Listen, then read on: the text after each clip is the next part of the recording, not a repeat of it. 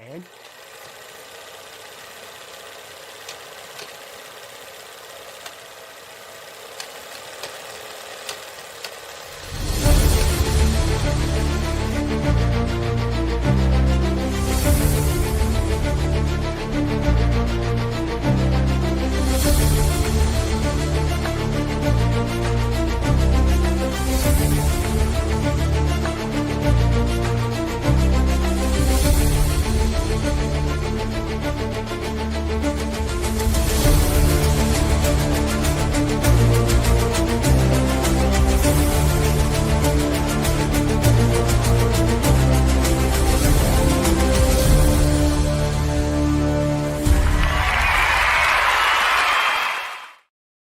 welcome into another Tuesday night's evening blend number 101. I am Pop Blender, and with me is Matthew Matson, and it's dinosaur time, kids. Rawr! Is that your dinos, your Joe dinos?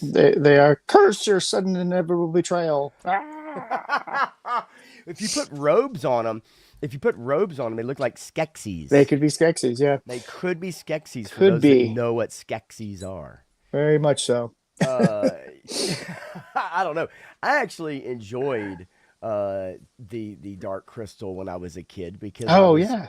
in I that even like the fantasy, I even thing. like the Netflix series afterwards too. It wasn't You too know, bad. I did not actually watch the Netflix series, but I as thought a it, I thought it was pretty good. okay, well, for me, the Dark Crystal kind of fit into that never-ending story, right? Hmm. You had a lot of those movies that came out using like Muppets, right, or puppetry and stuff like that, and the Jim Labyrinth. Henson, right. And so those movies are all kind of grouped together in my childhood. Right. And the funny thing about Dark Crystal in particular is the fact that it really didn't do very well, Right. and Lucas was very disenchanted with that. The fact Yeah. that he was able to break away from Star Wars and do something different, and it just did not do well. But hey, you're probably not going to get any Dark Crystal talk on any other live stream tonight. Okay, not going to get any Dark Crystal talk on a live stream tonight. But we are going to talk about um, Punisher: One Last Kill. Just finished up. It's about 44 minutes of runtime and about 6 minutes of credits. Um, and then we're going to discuss Mortal Kombat 2. And then we're going to talk about the Odyssey and their casting. I do know that, Well, well, yeah, full yeah, dive. we'll get there. Yeah, we're going to get there. But I know that as far as the first two, I know you have not gotten a chance to see them. So I'm not going to get into spoilers. I'm not going to get into anything too crazy other than Todd C. Obviously, yes, there are people who do, but as we know in video games in particular, people can be brought back. Yeah. And so yeah, man. Turk Murphy's here. What's up, Turk? Checkpoint Bravo, and Todd C. and a few more will probably roll in here in a few minutes. So I mentioned right before we went on, if you did want to discuss the ending of Daredevil Born Again, Yeah. uh, you did get a chance to finish up, right? Yeah. Okay, okay. So, so before we get into the numbers here, I kind of wanted to just touch on Daredevil Born Again really quickly, and kind of get your thoughts on the final episode, and then I'll kind of punch in with mine as well. So what did you think? How they wrapped up season two? I mean, it was a complete and utter waste of episodes. I mean, I don't know how you can have a fight scene and have the two people say, "What are we really doing here?" Oh yeah, maybe we should fight. Oh well, okay, maybe not. Whatever.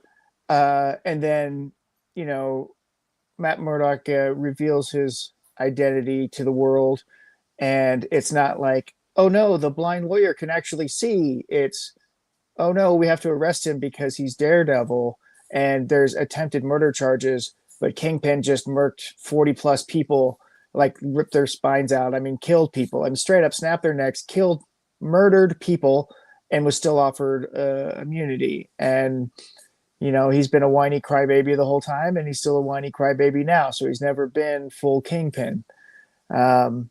People are like, "Oh, it was so awesome! It was so this, it was so that." And then you have Karen Page beating up a guy in full armor that Yeah, looks just absolutely ridiculous. You know, the whole show kind of just really disappointed me. I thought it was better than the first season of Born Again because it was at least cohesive in a thought process, even though it's illogical and doesn't make sense.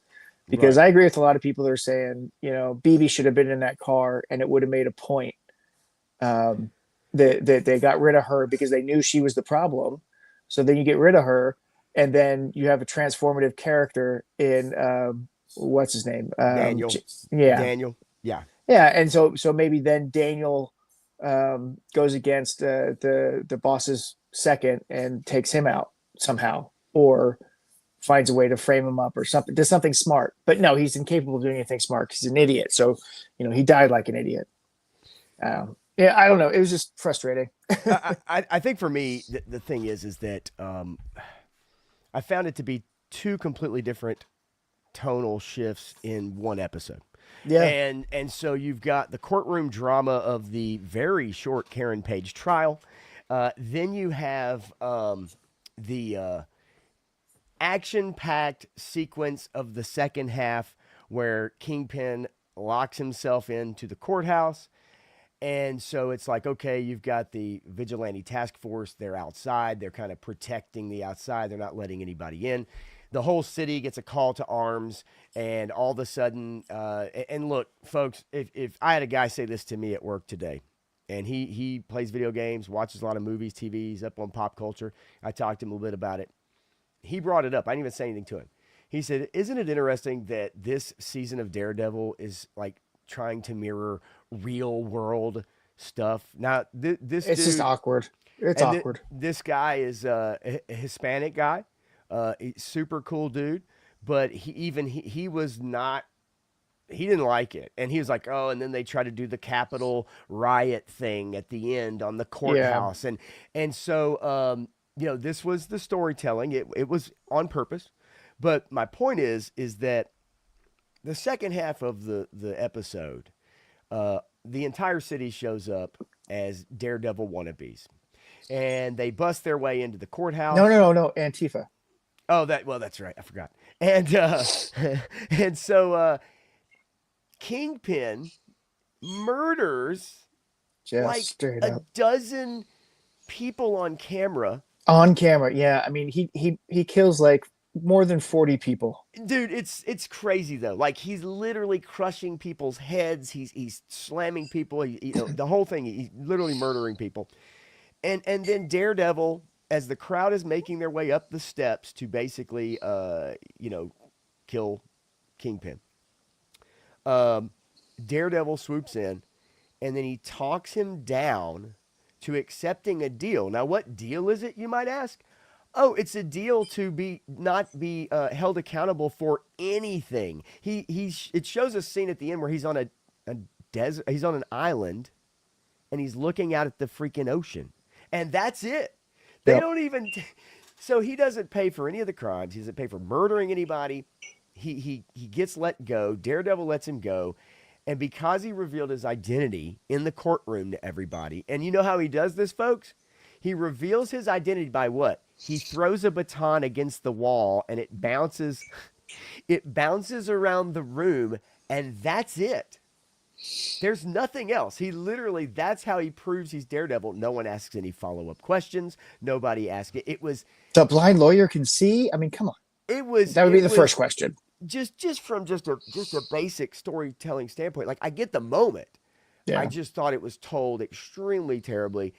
And so then at the very end of the episode, the cops show up as he and Karen Page are enjoying a moment together, and they Yeah. And take him away. They take him to jail. They what take really gets Daredevil Matt me Murdock to jail. about this whole thing is that these people really must be truly evil in their heads because they don't know what the difference between right and wrong is. Because BB is a royal see you next Tuesday. I mean, It's so she stupid is so evil and scummy what she does. I to mean, her best friend. she's literally pure evil. To her, she's literally playing her best friend. Now look, I get it. She's a supposed journalist. Okay. Uh, she is trying to follow in the footsteps of her uncle. She is making the videos, that are mimicking Kingpin and all that kind of stuff, right? The BB report or all, whatever the hell. But the thing of it is like she plays her best friend slash possible love interest, Yeah, and whatever. and then she ends up kind of really not paying any consequences for it. He ends up getting killed, Killed for it. Yeah. I and mean, she knows she's sending him to the slaughter. it's She's yes, using and abusing yes. him, and she's a total sociopath. And I mean, she's a psycho killer, as to say, right? What I wondered is like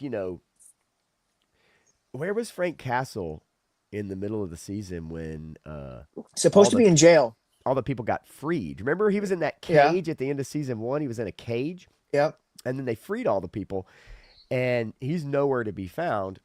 And folks, if you're thinking One Last Kill might clue you in on that, it does not. Just to let you know. But let's say hello to like 3-star draw, for instance, coming in. Says 1 badge, 2 badge, penny and a dime. Frank's about to blast on some fools with a 9. Uh, If let's only. see. Yeah, if only. I do like the song. There was a song they played that was also in like the original Fallout game, I think. Okay. Bobby Wold here. He says, "See, this is why I don't have a Disney Plus subscription. I could just watch the same stuff on the news." Uh, yeah, I mean, they definitely, Yeah. mimicking, I guess, what you might see on the news. Kingpin just tearing through randos was pretty badass, no matter how ridiculous the circumstances. I I will give it to some of the fight scenes in this series, in this season. There was something to some of them, but then you have Karen Page beating up guys in armor. that's yeah, that was tough. That was tough because And you have White Tiger doing and anything. I understand she's got the amulet, okay, but still. and the first thing, and he says that was the first question. The question they literally said, no, they had one question. Like they didn't. It wasn't like, okay, we need a little more information on this. Like you're just claiming that you're this person and you were there on the boat, but like they really didn't do anything else after that. It was Yeah. like we're finding Kingpin guilty of charge, or whatever, right? It Yeah. just it just was so quick and so haphazard, and I was hoping that we would get a little more information. Cipher 63, what's up, Billy What's up? Butch? Good evening to you too, brother. And this is, you expect us to believe a blind lawyer is Daredevil, baton bounce. I get it, but again, like, okay, like that's it. That's the only thing. And I know Right. that sounds goofy to say that, but I just would have liked to have had some kind of more evidence presented, or them to ask a few more questions to dig into that, right? Yeah. But instead, I mean, that literally was just it. And it's like, see, I can throw the baton. That means I'm him. And Karen Page is innocent.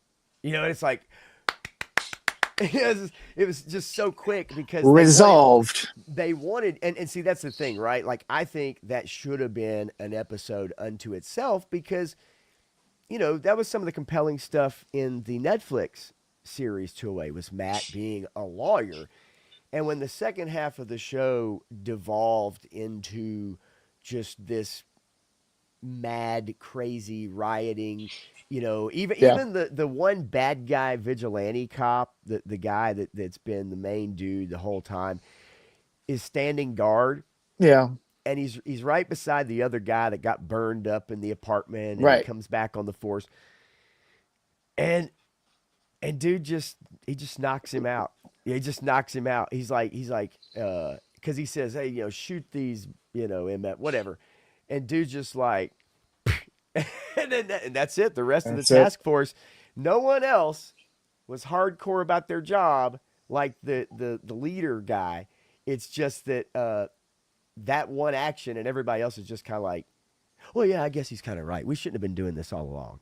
I'm like, Well, I mean, what? Like, listen, what okay, the okay. fuck? To be fair, because this was a more cohesive story, they set that up from the beginning. Every character moment that actor was in post burn was a setup for him flipping at the end. Yes, you could see it coming. You Yeah. definitely could see. You're correct, and I just I thought it was pretty unsatisfying, if only Yeah. because I think it was very predictable Right. in a way. They are going ahead with season three. So there will be a season three of Born Again.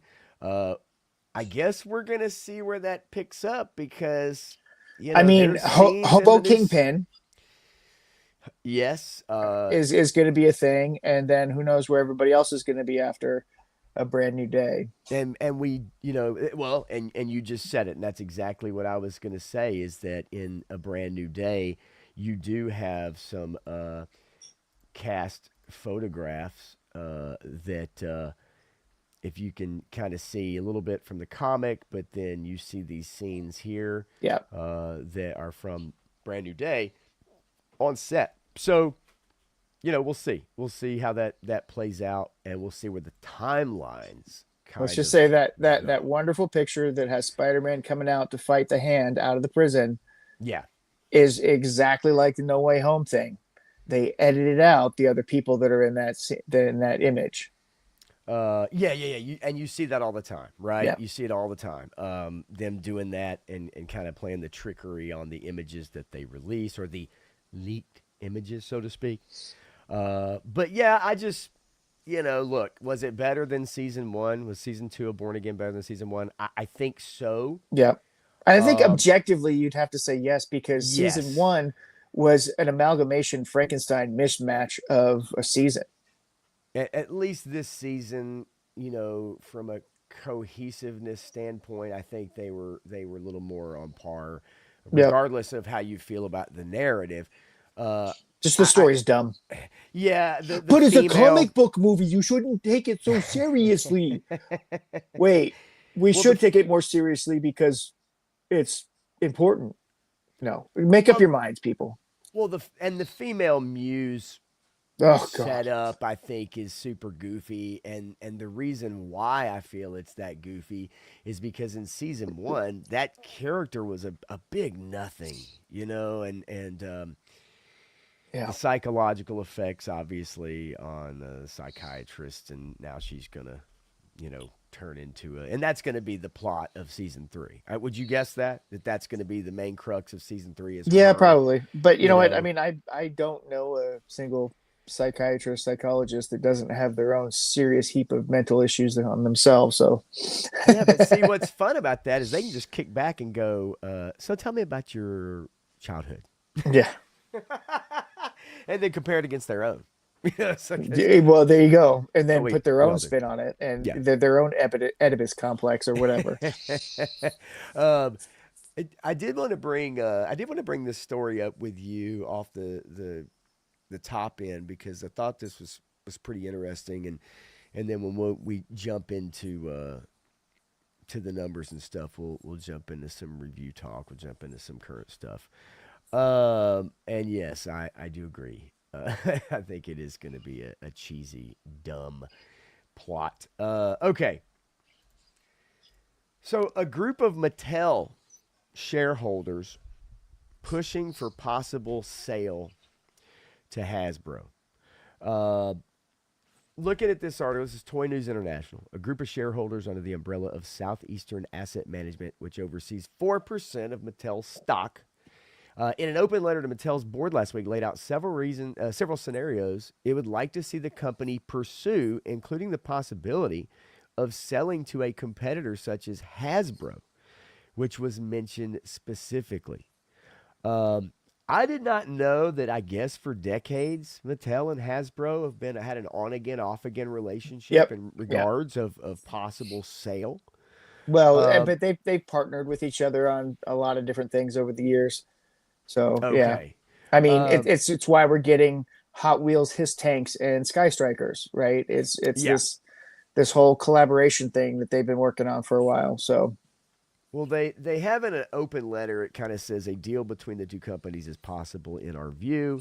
Hasbro has done a better job executing on digital growth than Mattel, and therefore has more credibility in this important part of the business.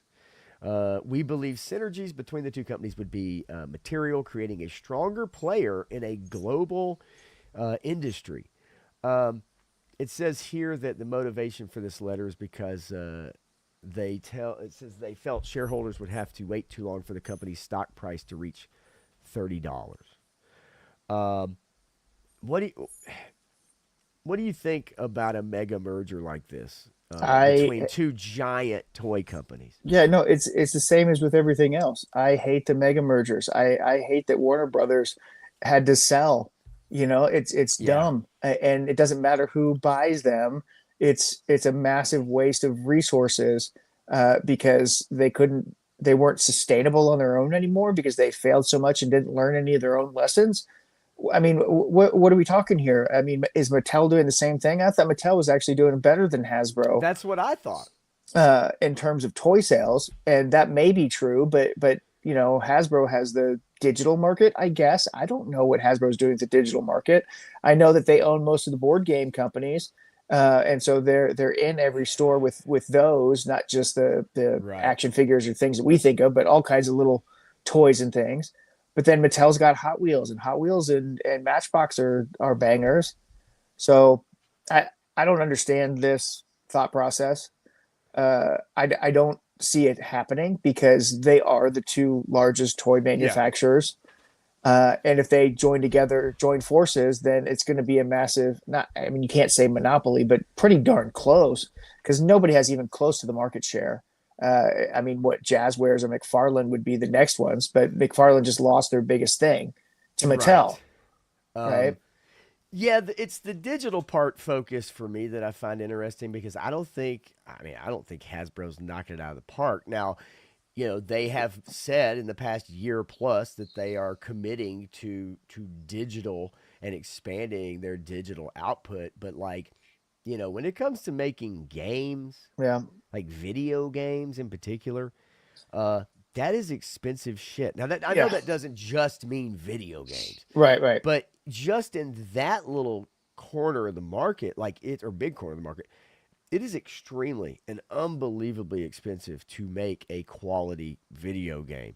Yeah, And well, and and look how many of them are spending money and not making a quality video game. and exactly. And if it's a venture you're not used to being in, a la Amazon, Right. who Amazon was trying to get in, making video games and having, spending hundreds of millions of dollars to do it and producing garbage. Uh, I don't know, man. Like the focus on the I get it in today's world. I get it trying to capture kids and the digital part, but it just seems interesting that that's the real focus. And yeah, you're right. I don't like it either. I like competition. I like Yeah. companies striving to beat each other. That is more interesting to me. Like you said, we've seen it in movies and really everything is just giant But companies gobbling everything else I up. will say this: the more Hasbro employees leave voluntarily and go work for other companies and don't take a severance package before the move, helps the bottom line of Hasbro Sure. significantly and pads their books so Right. that when they do move, and they move fewer employees, which is what they wanted. And then they would have more resources, but I think they're stuck with those resources, spending them because they're in Boston now because they're stupid. But whatever. Yeah, I mean, and who knows You know, exactly, I I did reasons the for that. mileage the other day, Okay. and from Pawtucket, Rhode Island, which is where Hasbro is, to Boston is roughly 50 minutes. Okay. And Okay. then where Norwood, Massachusetts is where Boss Fight is. Okay. Okay. And from Pawtucket, Rhode Island to Norwood, Massachusetts is 25 minutes. So round trip, you're cutting half the drive time and you don't have to deal with Boston traffic because it's outside of Boston. Right. Yeah, if you're talking So specifically about employees who are volunteering to leave, we don't know what other no, we don't. But I'm just saying that three of their major employees went to Boss don't Fight mind. Yeah. Studios, Right. which cuts the commute in more than half because if you count traffic, it's more than half. But No. it cuts it down to 30 minutes or less, And right? and I understand that. I just And know that, it is and that's possible huge. to entice people with Oh things no, other than drive there's time. and there definitely is because I know that all three of those guys are creative people and they're looking for different creative outlets. Right. And Um, that's what it seems like. But I and get what you're saying though. I totally understand what you're saying as far as like just time spent in just a yeah, commute yeah, alone.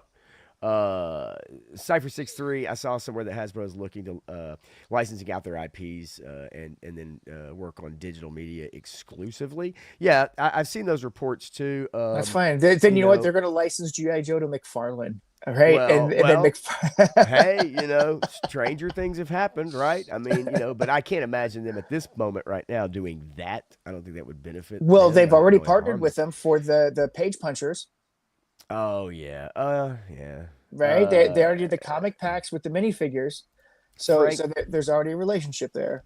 yeah, it's true. What up, On a on Tony? a on a small scale. I'll be in your neck of the woods Friday, Yeah, Saturday, Sunday. Tony's Figs. Yeah, buddy. What's going on, man? I'll see him actually. Well, no, I actually won't. Was then not, from what I understand, in June. Frank Duman Hughes here, Soul Brother number one. What's going on? Let's see here. Yeah, 3 sources. I will not. I will not buy McFarlane GI Joes. Yeah, and I mean, look, hey, we say that I think to an extent in jest. I don't think they're going to take their most No, this popular of a no, brand. Would it be something else? Sure, but I did see those reports where they would license that out or license out properties. And hey, look, that's another way to bring in income, obviously. yeah, And if somebody else could do something with a toy or something that maybe you can't do or don't want to do yourself, then right, yeah, why not? If somebody else can do that and maybe come up with something creative. yeah. Um, so let's see. Oh, maybe I don't know. Is he going? I thought he wasn't going. I thought Tony wasn't going to Joe Fest. Maybe I'm wrong. I've heard 2 different things, so he can answer it on his own. Uh, so yeah, I thought it was interesting though, just to bring up for those, obviously, for a lot of us that are interested in the toy market. But yeah, I'm with you, man. I want So this is competition. it's bad news for Yep, everybody. yep. I want competition. Yep. I don't want conglomerate bullshit. Uh, and then people rest on their laurels. And I can tell Yeah. you, in just the video game space, as a basic example that a lot of people can probably understand, is the Madden football game series Yep. has been exclusively licensed out to EA, Yep. and there has been no competition for that game in many years, and it's only made the product worse. It's only made the product worse and And I would continues tell to you stay every worse. time that a bigger chunk of a corporation gets involved in something, the worse it gets because the more diluted it gets, because the more voices have to be heard in the corporate structure to make changes to things Oh or have their gosh, input on things, which is very why we true. have 27 producers on every TV show instead of 4 or 2, Right? you know. Yeah, no, more voices that you have to go through, and again, there are. I've watched it happen in video games where some of the biggest makers of some of the most beloved games have grown in size, and now instead of having a easy meeting with somebody to discuss something, you have to go through 4 different people to get something approved to make a change in something, and so yeah, I mean, and that's in every business, right? That grows like that. Soul Brother number one is going to be landing in Augusta, and I love that because I can't wait to say hello. What's up, So Wolfgram? How you doing, Maine? And Clint Jorgensen says, plus the Saudis and others bought EA, so it will go down. I'll be curious to yeah, we'll see see. what Yeah, that we'll see what input happens. looks like in the video game space. Yeah. But we are here to discuss the movie space, and there is one movie space we're going to talk about right now and get these box office numbers out and to you guys. You, Daily domestic box office as of yeah. today. What's that? I was gonna say you roboted for a second a couple minutes ago, but it's okay right now. But So, all right. Well, let's just hope make it sure we're stays that. checking on We'll the hope it feed stays that way. integrity. Um, yeah, you never know. AT&T, man, they can decide that if 7 people in your neighborhood get online at the same time, they might have to throttle everything. I don't fucking. it's it's literally fiber internet, and yet it still has issues. What can you say? I did see that star, by the way, Okay. and so if you want to mention that, we can. Uh, Well, really yeah, I mean, quickly. it's every day there's somebody because one of the Star Wars admirals uh, passed away from Return of the Jedi. Passed away yesterday, or that we got news of it anyway. But yeah, so it looks like Donald Glib Ogre died. So nerds for him. Um, yeah, it's I mean, dude, you guys don't know this, but it's every week. Matthew will send me Oh yeah, no, that's crazy. multiple articles about people that are have passed away. It's like every other day sometimes. I'm like, holy Yeah, shit, yeah. The another one. director of The Ring, he was pretty young too. Yeah, yep. Man. So Yeah, yeah. Well, you know, what can you say? it's Revenge of the life, baby. Nerds, It's life. quality Nobody. 71. Yep, nobody gets out of this alive. So You got that right. Nor would most people want to, I would say. Okay, so obviously Michael raking it in at number one here. Look, I thought it was a walk down memory lane. Is it a deep dive? No, it's not. Is it fun?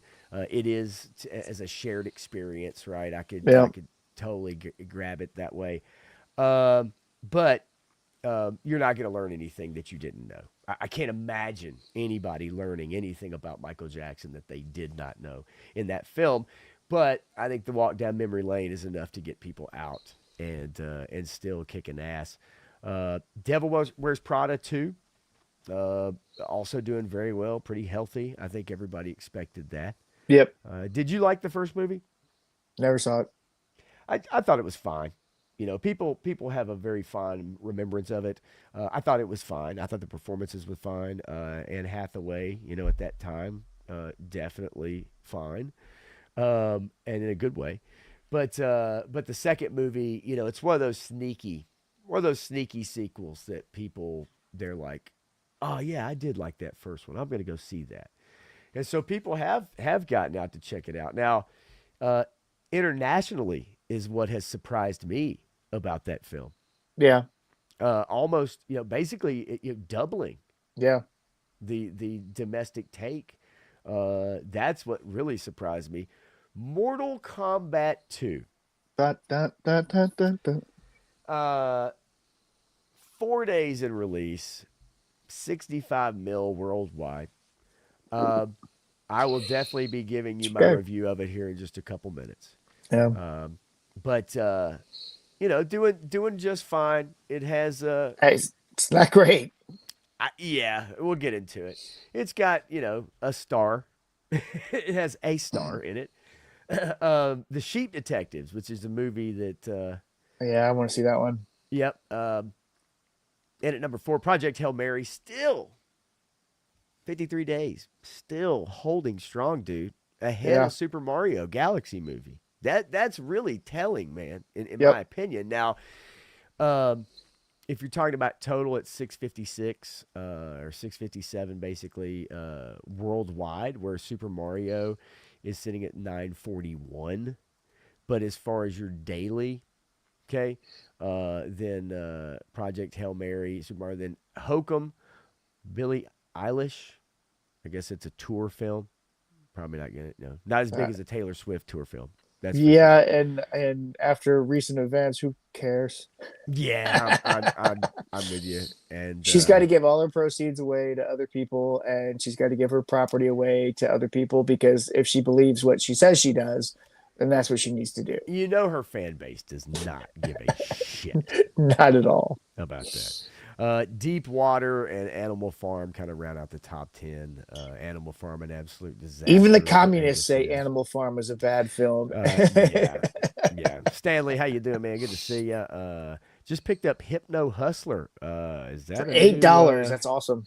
I thought that was a new magazine that I didn't know about. But anyway, I digress. Yeah. Good score for you, man. 3 stars says MK2 will fall off a cliff once word of mouth travels. He saw No, it I. as You know what? well. People who want to see it are going to see it, right? And that's the thing is that I think a lot of people are waiting on streaming on this because, I mean, the most solid Mortal Kombat movie that's ever been out there is Mortal Kombat Legacy, and that was a free online machinima thing, Right. right? And I got all the Blu-rays for that because I really liked it. Um, there hasn't been a really good quality Mortal Kombat thing that's been made for mass market appeal. The first one had its moment and it's a cult classic and we all enjoy it. First and second probably, but all the things after that just don't haven't matched up with what we want to see. Yeah. So let me get into it. Okay. Let me just get into it and kind of give you guys an idea of what to expect from this film. If you're going to go see it at the theater, nothing I say is probably going to stop you from doing it. And the reason why you're going to go see it in the film is because you are a fan of the games. You're a Yeah. huge fan of the games. Um, the films are never going to provide you the same joy that the games would provide you. Okay, Right. that's the interactivity part of video games. That is you being the protagonist or you playing the game, right? Um, Now, at the same token, it's like watching fight movies, right? Fight movies are fun, and we used to watch the old kung fu and ninja movies of the '80s, right? And that was fight after fight after fight, with a little bit of plot sprinkled in.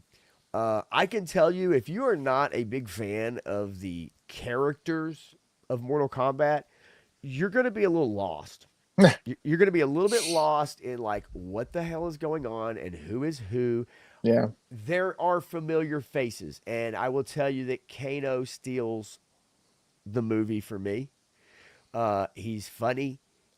His accent, just the way he is in the movie, I think he steals the movie as a character. Now, Yeah. if you saw the first one, he got killed.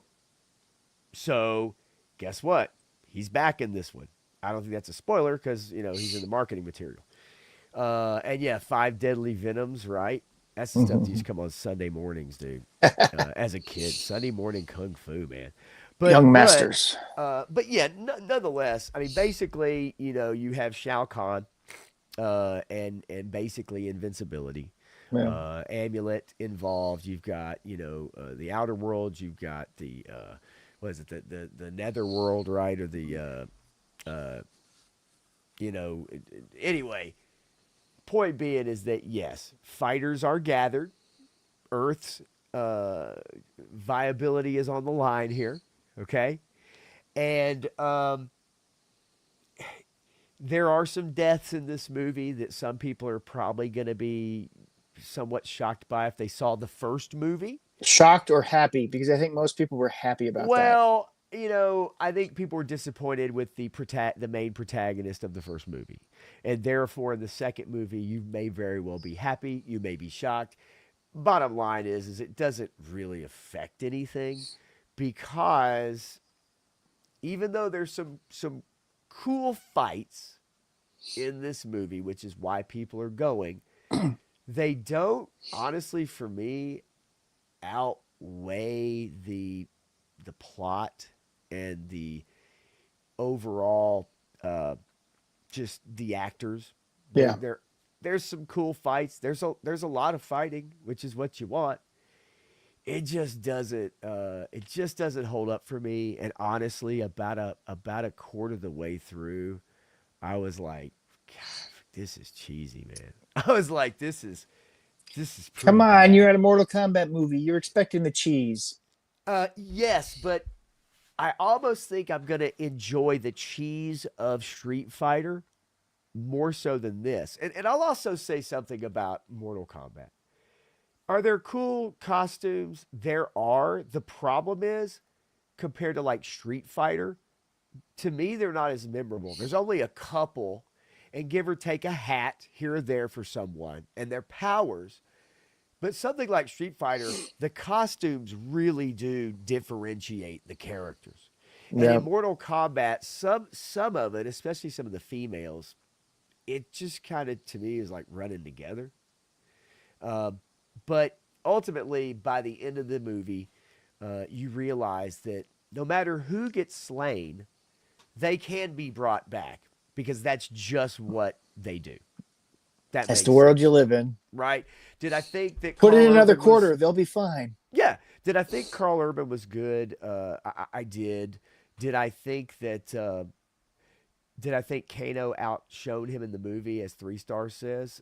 Yes, I do. I think he completely steals the show, no matter who else is in it. So if you're looking for something to put on while you're doing something else, and then picking your head up to watch a fight scene, then I'd say fine.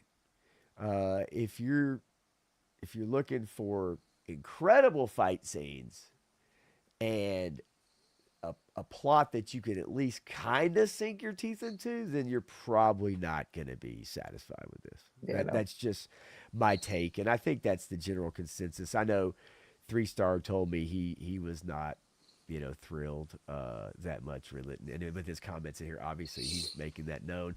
Cypher63, my wife and I watched Devil Wears Prada 2 over the weekend. Wasn't bad. Some parts were funny. Definitely a streaming film and not a theater film. But you know what's sad is that used to be a typical theater film. Right.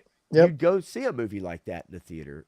And now, we have the option now, instead of waiting 6 months for it to come out on VHS or DVD, now in 40 days, right? 60 days, you just stream it. Yep. And I like that, but I hate that. Because that used to be a movie people would go see, is just a nice middle of the budget comedy. And now it's like, I'll just wait. 3 Star says, I'll stick to my guns with Carl Urban was completely wrong for Johnny Cage. He's set up to carry the movie, and the whole runtime he seemed like he never wanted to be there. Yes, he definitely wanted to be back in Hollywood. Which I guess, that's how most actors are, right? Yeah. Got a paycheck. Yeah. You know what go ahead. No, go ahead. It was a tangent. Go ahead. I was just saying, that, casting, got to be better purely on casting that Street Fighter. I think Street Fighter definitely with just the casting alone is going to win the day. Yeah. That one. I do. Yeah, I was just thinking, thinking about somebody casting, and then somebody said Henry Cavill or something, and it popped in my head. Voltron isn't getting a theater release; they're just dumping it on streaming, and okay. I was pretty disappointed with that, but I kind of get it. It is so niche that's probably the best place for it, but at the same time, I really want that one to do well. I hope it does well. I mean, I do too. I think overseas it would do better. I don't know how popular Voltron was anywhere besides here. I don't hear international markets talking about Voltron. Now, if you're talking about Japan, was Go Lion popular? Probably. I don't know. I mean, but like you said, I think ultimately it's a better idea to send that to streaming. I don't think it would make any money here or much. I just want it to be a good mech movie, Right. Well, and Pacific Rim is kind of your closest thing, so the so original you can do one. it. Well, not even close, because you had Robot Jocks and you had more BattleTech. You had several other ones in the past. Robot Jocks was good. I mean, come on, man. I don't know. I'll say this. I just thought that as your kaiju / giant mech robot movies, that first Pacific Rim movie, that was pretty peak. entertaining. That was peak for sure. The second one was not so good, but Billy, the live action is real, and it's been in the circulation for quite a while. And Henry Cavill, it's one of the 2 things that he's been working on heavily was Voltron and Highlander, and then hopefully he'll get back to Warhammer at some point. But I don't know where that's standing. It seems like the Warhammer. Who freaking knows, man? It just seems like everything Henry Cavill attaches to ends up just being put on hold or just turning to shit. Well, but we'll see, because with Voltron is the first property that he's had where he changed his entire philosophy, where he left The Rock's ex-wife or whatever as a talent agent because he realized he was getting screwed over by the whole process and decided he was going to do it on his own. And he wasn't going to listen to Hollywood anymore. He was going to listen to his gut. And he loves Warhammer more than anything. So he wants that to be perfect. Now, the people who own Warhammer may not anymore.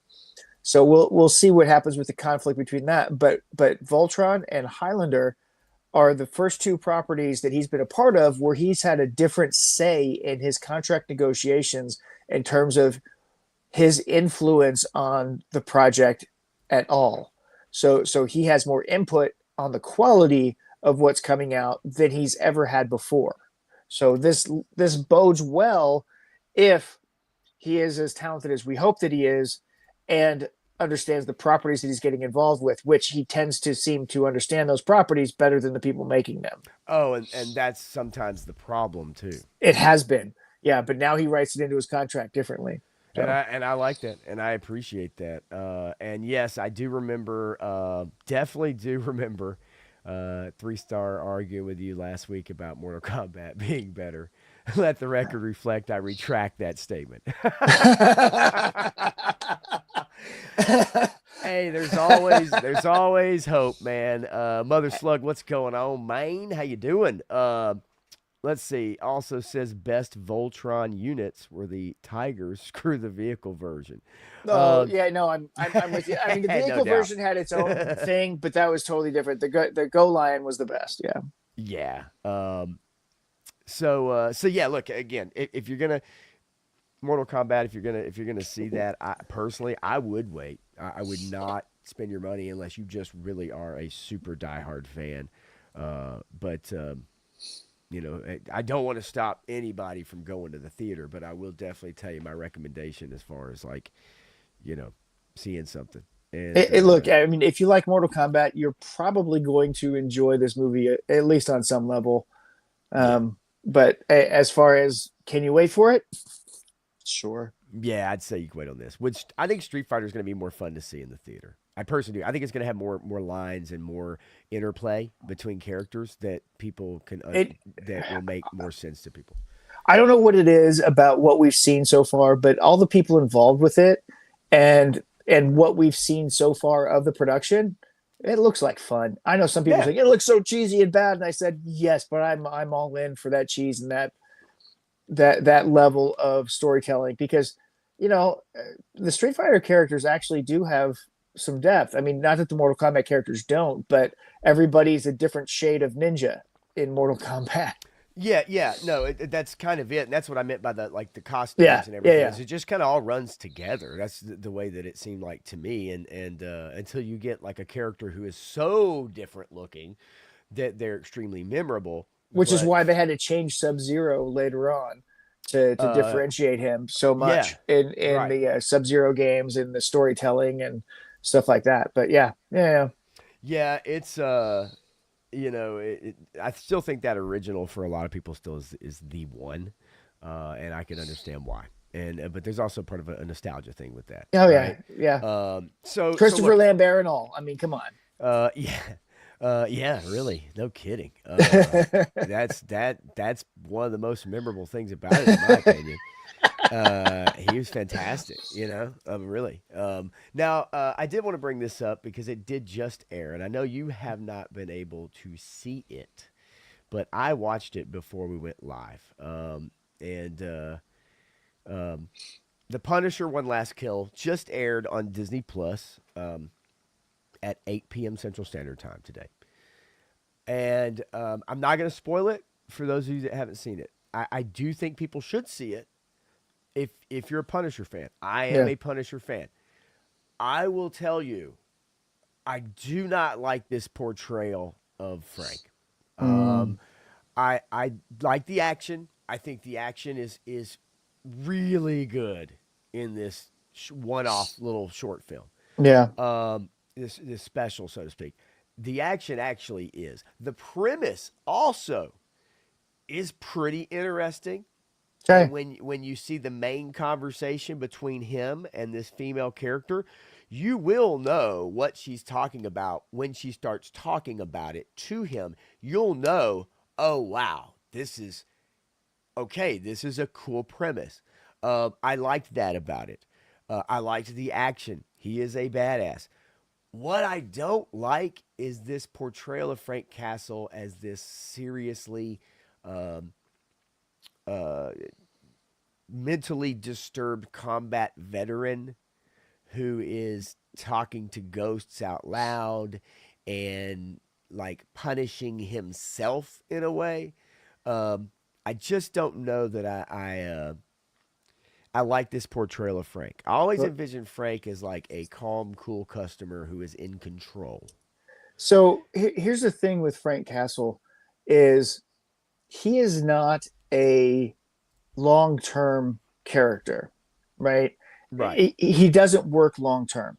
And Daredevil season 2 was peak for Punisher, and then you can bring in the first season of the Punisher Netflix show. That was Punisher. Everything after that has been a watered down version of him because you can't keep that level of intensity up for that long with a character like him. That's you're right. That's another angle on it that in my mind I'm trying to piece together, but you just spelled it out loud. You're right. It is super intense. I mean, crazy intense. And you're right. You can't a person, look, it's fiction, of course. Yeah, yeah. But yes, keeping that, and I do see Adam Sandler now, Mother Slug. Actually, that's pretty funny. I do see it. Yeah, it's that intensity. As Three Star says, you do get to see him do some Punisher shit in this one. Again, I agree. The action. I thought overall this was a good kind of like one-off series. Yeah. The one last kill pieces together, you understand what it actually means within context once you get into it about halfway through whatever it is. Um, this is not going to give you a lot of information or go down a long story. It is 44 minutes long, and once they get into it, they get into it. Yeah.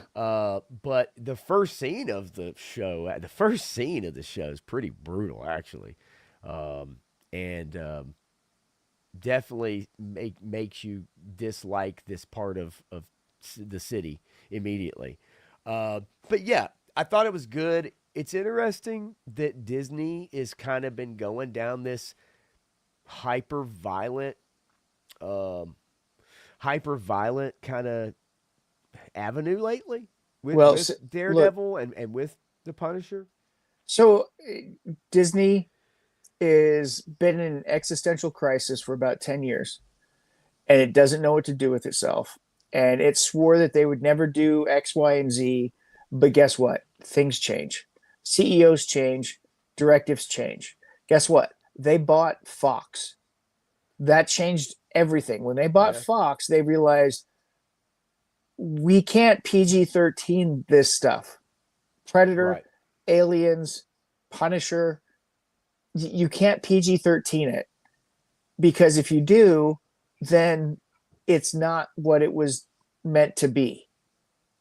And so if you don't go R with it, then you're doing a disservice to the property. So they've had to branch out and dip into the Fox mindset on some things because you're too big now, Disney. You have to make up your mind. And, you've got a cruise ship of 28 people getting arrested for PDF filing. Um, Well, I it's think not good look, press. I think that when they basically covered a part of the market that was just family friendly, that was just this is what we're known for, this is what we're the best at, and this is what we're going to do, then they dominated that marketplace.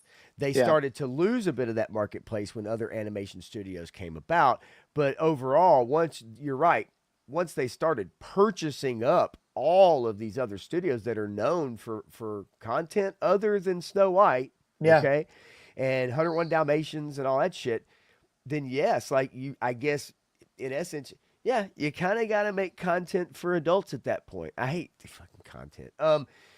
But you're right. Is that once that happens, you really kind of have to go down those avenues. Not all the time, right? But you do need to please a certain part of that. it's just interesting. I guess it's so funny to me, like pulling up Yeah. Disney Plus and then turning on a show that's, I mean, it's brutal. Like Yep. it is brutal. And there's some brutal stuff in this episode or this one off. And it is fun to see that. I will say it is fun to definitely see Frank doing those Frank things. I guess in my mind, like, I guess in my mind, I just kind of feel as if I'd like to see the microchip, the van, the Just don't watch season 2 of Punisher because that's not microchip in the van like you oh want. no, yeah, no.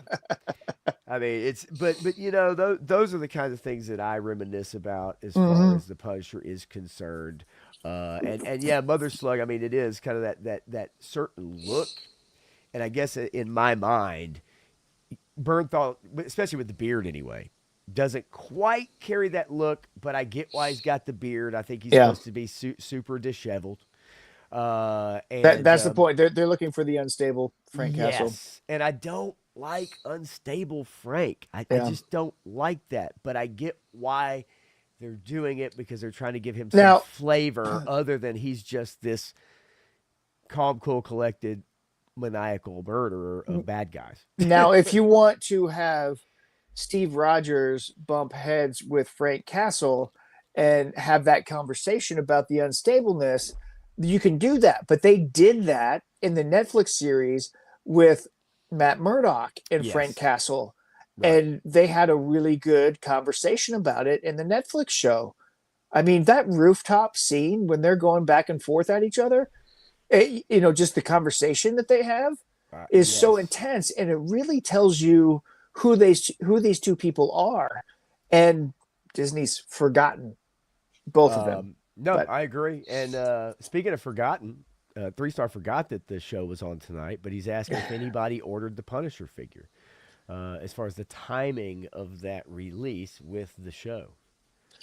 awesome, good job to put the timing out there with it. No, I'm not interested. I generally don't like the MCU figures. The only MCU figure that I ever really got was the Mafex Endgame Captain America because the accessories that he came with were awesome. Um, and that's the only one I needed. The MCU versions versus the comic book, I'd rather have comic book. Uh, yes, I definitely would prefer that personally. If I were getting those, that would be the version I would go for. Cypher63 says Street Fighter always felt easier to get into than Mortal Kombat. More colorful and welcoming, while Mortal Kombat leans more into being brutal and over the top, which is why some people love it for that, Yeah. and people love Street Fighter for what it does. Right? That's kind So of the camps. I'll give you a little insight on me back in that day when those games Okay. were coming out. Street Fighter was really super interesting to me, but it felt archaic. By the time it was on the Nintendo, it Yeah. felt ancient. And yeah, it got better over time or whatever.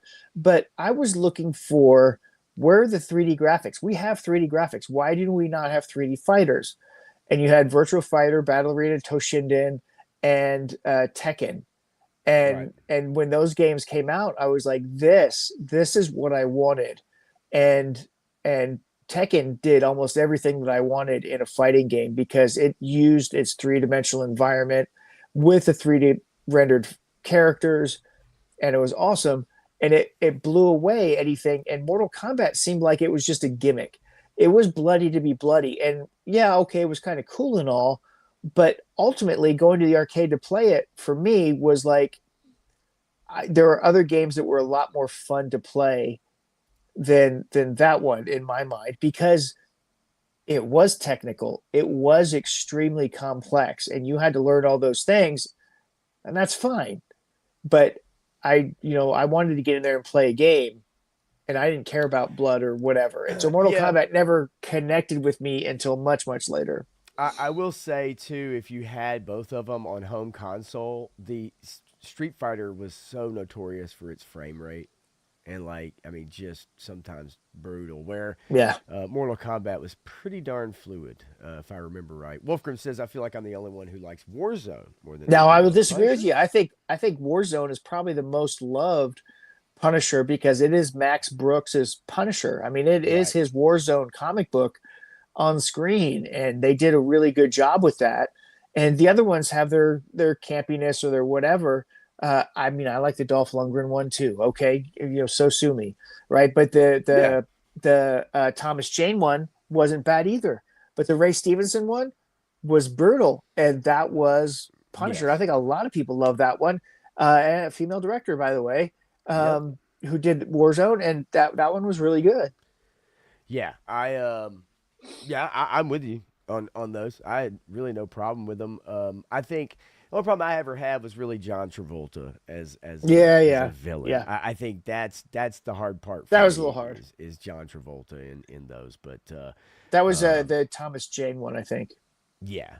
Let's see here. Disney's trying to right the ship on DEI over saturation, which I do believe I they're don't know. trying to, but I think I don't think so. I think it's subterfuge. Yes. And I think they're trying to figure out how to please their employees because their employees are very much about that, and still figure out how to handle the family stuff without pushing non-traditional family structures. Yeah. I guess right. That's Well, kind I of mean, what if it you look seems at to me. every Disney movie ever, it's been a non-traditional family structure. Uh, There is almost never a complete family unit. There's always a broken family. One parent is dead. well, I Whatever. guess I could see that. I guess maybe not the structure, but value system, maybe. Uh, Widely majority belief system, I guess, would make more sense. Does that make sense? I don't know. Yeah. Yeah. I guess. Giraffe is in the house too. What's up? What's Street up? Fighter 2 always beat Mortal Kombat. Mortal Kombat for bros was for bros in the arcades back in the day. Street Fighter 2 was for the skilled pro nerd gamers. Totally No. not biased. You know what? And I would absolutely agree with you because Mortal Kombat was so much more of a technical game. And it was because of the graphics that they chose to use. They needed a very specific sequence, and Yes. if you were not precise on that sequence and timing, it didn't work, and it was incredibly frustrating because if you missed it by a hair, you were done. And so, yeah, I totally agree. It was totally the nerd game. It's more fun to talk about the games than it is the movie. Any one of them, it just is. I mean, come on, man. Like that's just the reality, right? That's just reality. It's more Yeah, fun to yeah. talk about those than the movies. Let's see here. A good Punisher show where Blade and Punisher are taking out zombies. I mean, that sounds like an animation, a Disney animation kind of thing. I could totally see that. That wouldn't surprise me. Cooter's Garage is here. Joe Fan 84 is here as well. What's up?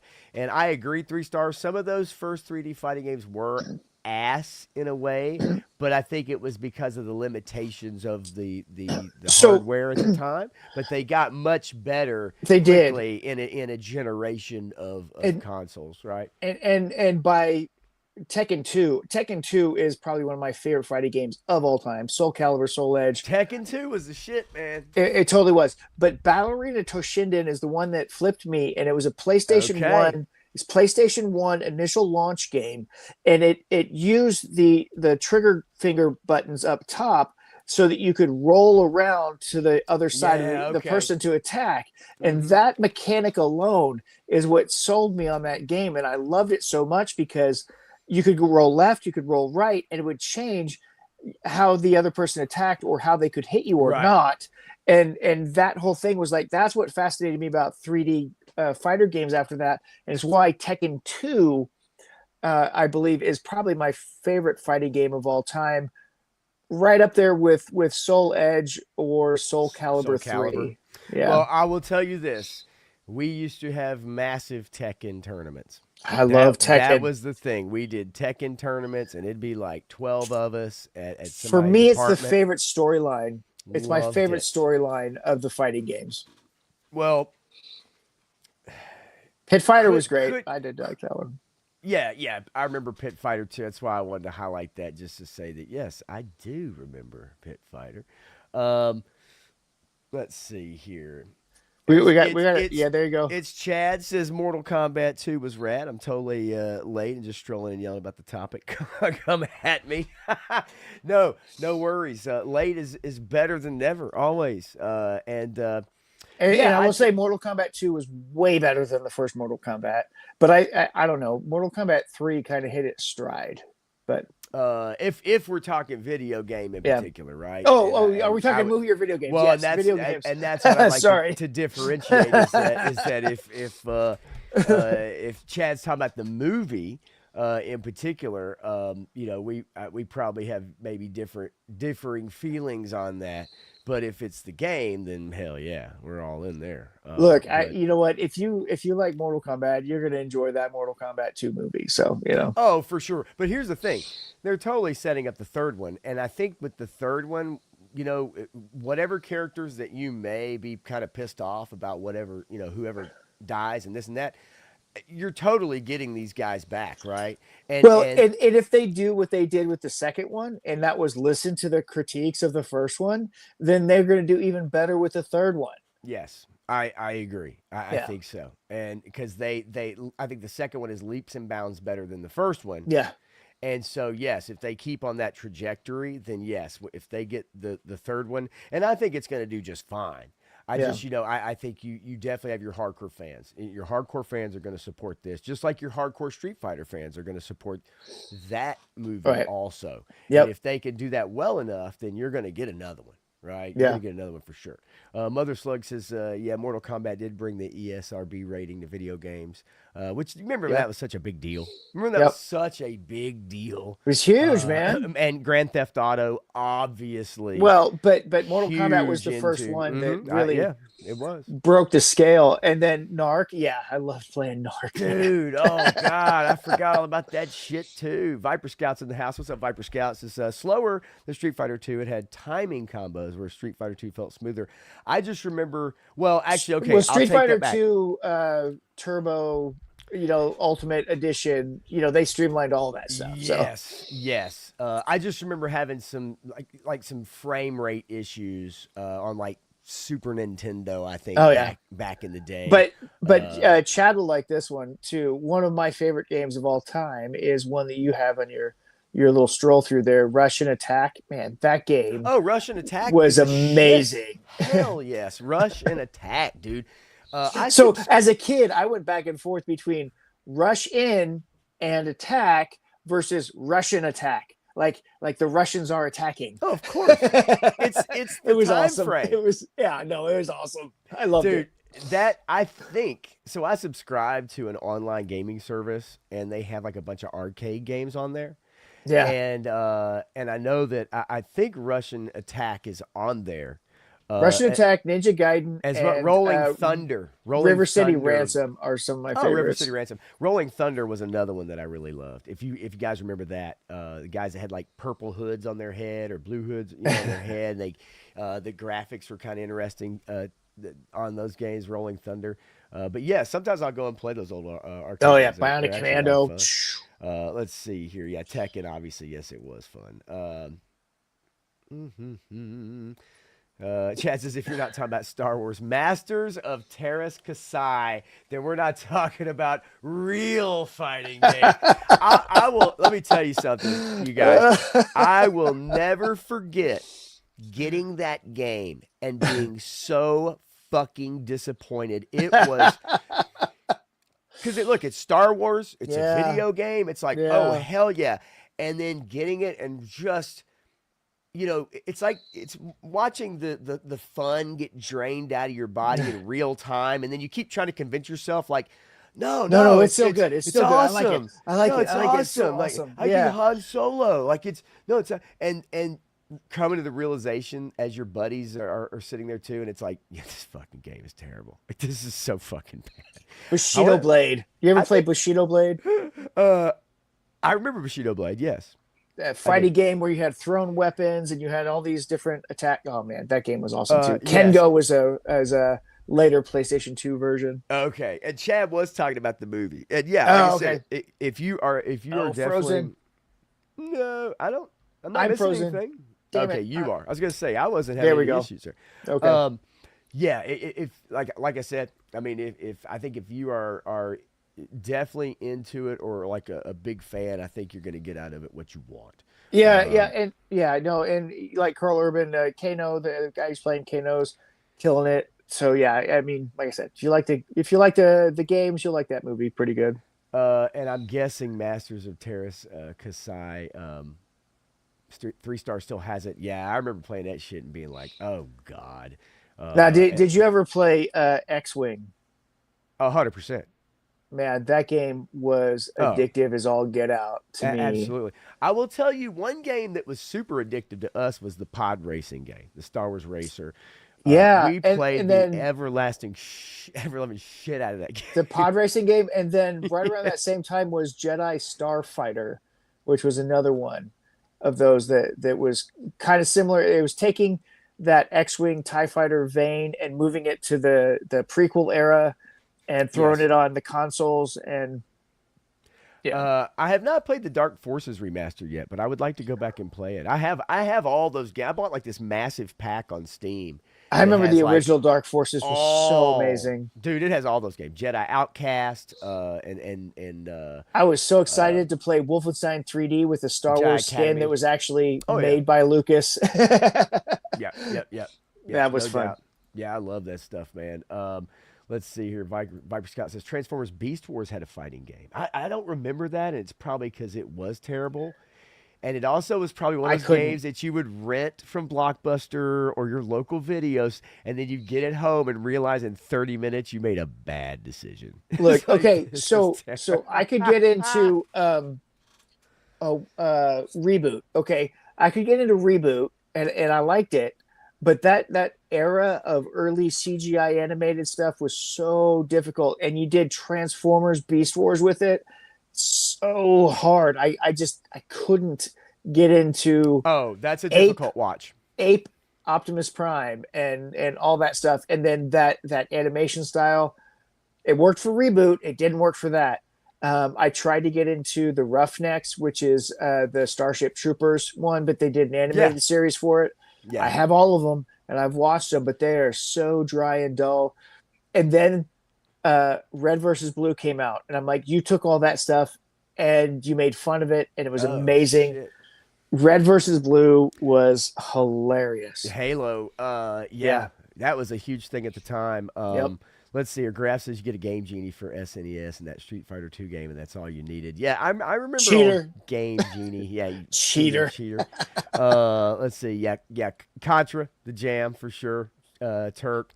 Love Everybody loved Contra. Contra, and of course, everybody used the Konami code. How could you not? Up, down, Uh, down, and left, right, Mother BA. Slug also brings up an interesting Killer Instinct. Yeah, that Killer Instinct was a big freaking deal for its time too when Now, it was out. No doubt I about it. wasn't much of a Sega person, and I agree. Sega's got a lot of awesome stuff. Altered Beast was one that I liked a lot in the arcades. I loved playing Altered Beast. That was awesome. Dude, absolutely. Altered Beast, yeah, 100%. Yeah, Contra for 2 days straight. That reminds me of like Metroid. Like I Oh, used to just Metroid. do these marathon Metro with my buddy Justin. He would just watch me play, and we'd stay up all night long, and then order pizzas, prank call for the people across the street. Oh, that shit was so good. And I Uh, remember playing that, and then DuckTales was an amazing game, also Ducktales, surprisingly. absolutely. Let's see. Yeah, Mother Slug says Jedi Starfighter, pretty good. Dark Forces on PC, yes. Clay Yeah. Fighter. Here you go. Okay, I want to bring this up Yep, because I shop for GameCube games now because I have one, yeah. and I go and every time I go, I look for the Rogue Squadron games. KOTOR, obviously, tugging at my heartstrings there. But Tugging at something. those, well, yeah, son of a bitch. Um, but yeah, the Rogue Squadron games, absolutely fantastic. Yeah, you guys are crushing here. Shadows of the Empire. Yeah, I yeah. remember 3-star getting That and multimedia, that was man, probably the best multimedia launch great, of a product, fantastic. because they had the book, the CD-ROM, they had action figures, they had all the stuff compiling into this massive thing. Shadows of the Yes. Empire was the best multimedia campaign launch I have ever seen, even to this day, in my No, opinion. you're absolutely right, and I pray to God Disney does not try to adapt it because Yeah, they're yeah, absolutely gonna fuck it they're gonna fuck up. Caesar up so bad it's not even gonna be funny. Jesus He's gonna be a gay, Christ. effeminate prince lord. Oh, I don't even want it. They've already fucked up Thrawn. Fucking Okay, shit. All right. that's because they Uh, don't know how to write it. Nobody no, but no, no. Timothy Zahn knows how to write Thrawn, They won't because let he's the him. only guy smart enough in the room to They do won't it. let him Dave near it. Filoni doesn't have enough brain cells to write Thrawn properly, which is proven by Rebels and then the TV show Ahsoka. Yeah, I don't Thrawn want is to. good at animation dialogue, but I don't Yeah. think he's going to be very good at live action. He's already somewhat proven that with Well, Ahsoka. so Travis Mitchell, what's up, they man? did the actor a disservice by not saying, "Hey, you need to get in shape for this role," Right. because Thrawn having a beer belly makes no sense whatsoever. I don't care if he's thrown across the galaxy. Him having a beer belly doesn't make any sense whatsoever. He would be lean and fit, and he would be so far down Imperial protocol, regimented military structure. It wouldn't even be funny, and it just pisses me off to no end. And the guy was a freaking idiot. Well, they also got rid In of the that Salamiri, and I think that was an absolute mistake. the Yasalamiri, I don't know how you say it, but that's how I say it. Whatever, it don't matter. I care less Yeah, about it. that element changed a lot of things, and the Nogiri, they misused the Nogiri in the Ahsoka show. I think they kind of misused them in Rebels as well, but Oh, for sure. Yeah, for that's sure. because they didn't understand what he wrote in those original books. But I agree. Yeah, you guys are like bringing it with the freaking video games. all right, DuckTales, yes, tangent, of course. tangents, tangents. Love it. Chippendale, I love it. Darkwing. I love it. I do too. I do too. I absolutely do too because sometimes there's not a lot going on, and I love And tangents, this is kind of one of those weeks. especially when the chat is as engaged. Stanley Everhart Jr. the third, a la Shades of Dan Patrick. I can't help it. Every time I see it, I'm just like Dan son of a Patrick. bitch. I enjoyed the Transformers 2007. I have all the Bayverse $150 Decepticon figures times 2. Robot and vehicle modes. And they're Osco. Oh, oversized knockoffs. Damn, Stanley, you do love that shit. I tell you uh, what, I mean, that was the one thing I could not get into the Bayverse was the way that the Transformers looked. I couldn't. I mean, G1 is my jam, and it's hard for me and hey, my 50-year-old brain to get over that kind of aesthetic. no, it is for me too. G1 is my jam. Cypher 63, yeah, I love that Transformers then, like Yeah. that old school, that OG shit, right? But oh, Prince Zizor, yeah, those May Power of the Force, those were fun. Yeah, those toys were pretty good too, actually. Yeah, Yes. I agree, Chad. Yeah, I I love agree. the vehicles that they put out with that series. The Yep. vehicles that they did in there were awesome. Yeah. Yeah. Good. I mean, yeah, they were bringing it. They're bringing it pretty good. And let's see here. Hang on, really quickly. Mother Slug says, "You know what the most played arcade game in the '90s? Any clue?" You got WrestleFest, Well, maybe I mean, Wrestling are you talking Kings, the Miss entire decade? Pac-Man, The The entire Simpsons decade of the 90s? Arcade. Yeah, I don't know. Miss Pac-Man, Simpsons Arcade game of the '90s. I Of would the have to say it would have probably. it's got to be either Mortal Kombat or Tekken or It's got to be a fighting game. That would be my I would guess. It has to guess. be a Yeah. fighting game. Travis Mitchell says, end that Street Fighter movie with them being recruited by Glenn Powell and David Harbour as Cody and Hager from Final Fight. The movie would still bomb, but that would be great. I think we'd all be in You know there. what Yeah, would be we'd all even be in there. better? Even better is if you have Dennis Quaid walk in there as General Hawk and start Shit. recruiting the Street Fighter guys. I mean, come Oh on. shit. I would, I'd love to see a new Double Dragon. Right, You a new Double know, Dragon. I love There Double it is. Dragon. Uh, I did. I It's love Double repetitive as Dragon. fuck, though. You know what? I don't care. I loved having it on my Game Boy. I love playing the arcades.